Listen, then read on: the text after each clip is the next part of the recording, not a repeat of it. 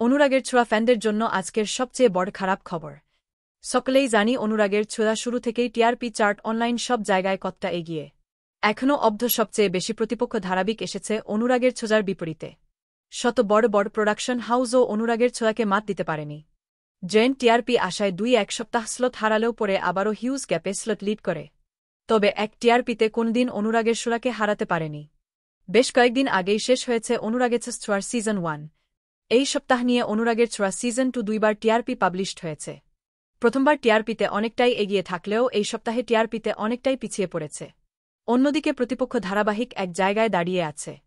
গত সপ্তাহে অনুরাগের ছোঁয়া 5-1 টিআরপিতে থাকলেও এই সপ্তাহে অনেকটা নিচে নেমে 4-3 টিআরপিতে এসে দাঁড়িয়েছে, যার কারণে প্রতিপক্ষ ধারাবাহিকের সাথে জেন্ট লিড অনুরাগের ছোঁয়া। তবে কেন একটা টিআরপি কমে গেল তা বলা যাচ্ছে না।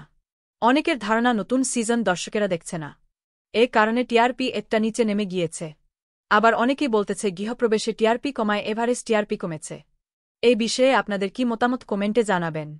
অনুরাগের ছোঁয়ার সকল আপডেট সবার আগে পেতে চ্যানেলটি সাবস্ক্রাইব করে পাশে থাকা বেল আইকনটি বাজিয়ে দিন।